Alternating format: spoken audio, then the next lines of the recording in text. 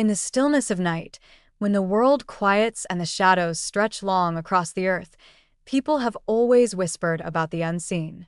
Ghosts, spirits, lingering souls, whatever you choose to call them, they have occupied the edge of human thought for centuries. Every culture has its stories, restless ancestors, wandering phantoms, flickers of another realm brushing against our own.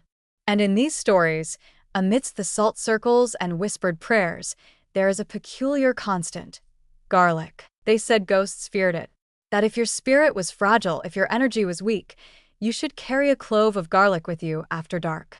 Hang it around your neck, tuck it in your pocket, breathe its acrid scent when the cold air turns strange. In the countryside of Eastern Europe, the deserts of the Middle East, and the humid nights of East Asia, this simple bulb became a symbol of strength, a ward against the intangible. To many today, that might seem like superstition, something quaint or outdated.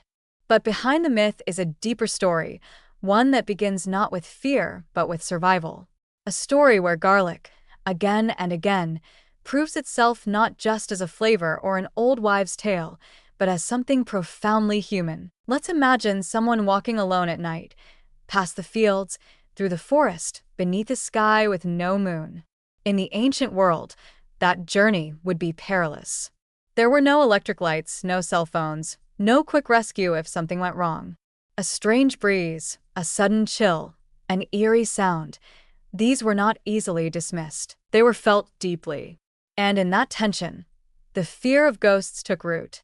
But what is a ghost, really, if not a personification of discomfort, of unease, of a body out of sync with its surroundings? Enter garlic. Garlic, when crushed or chewed, does something remarkable. It begins to warm the body. It increases blood flow. It stimulates the nervous system. The heart pumps a little faster. The cold seeps out of the fingers. The muscles relax. The mind clears. That warmth, that sudden returning of sensation, is more than physical, it's psychological. You feel stronger, more alert, less vulnerable. You feel alive. That, perhaps, is the heart of the legend. People who felt spiritually weak, whether from illness, fear, grief, or exhaustion, were told to carry garlic not because it frightened ghosts, but because it strengthened them.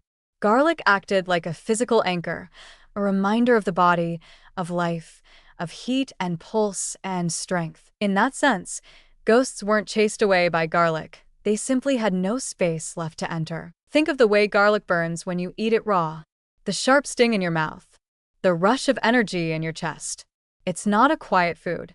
It doesn't let you drift into that foggy half-state where imagination takes over, where fear creeps in. Garlic grabs your senses and says, "Wake up." And when you're fully present in your body, ghosts have no power. That's not superstition.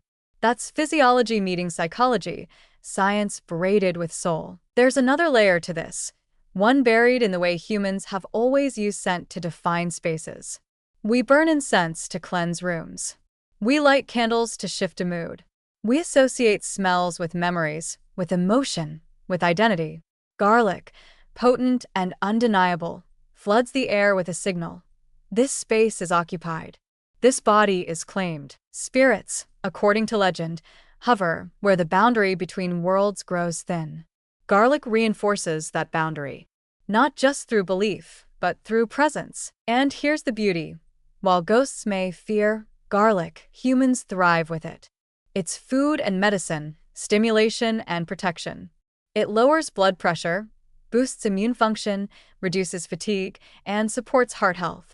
It helps us breathe easier, move easier, recover faster. In some studies, garlic has even been shown to improve mood and cognitive clarity. That strange sense of peace people feel after inhaling garlic on a cold night?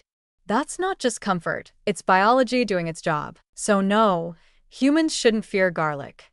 They should celebrate it. It is one of the few things in our world that has stood the test of both science and superstition. It holds its ground in laboratories and folktales alike.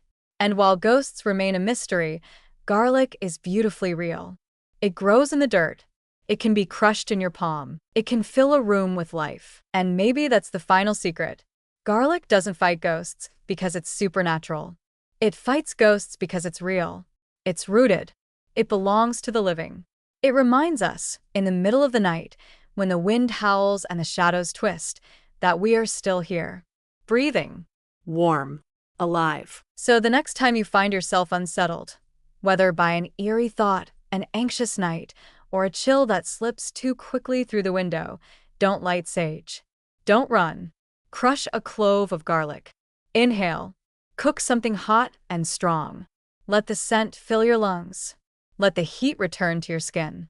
And feel how far away the cold world becomes. Garlic doesn't just ward off ghosts. It welcomes you back to your body, to your life, to your power.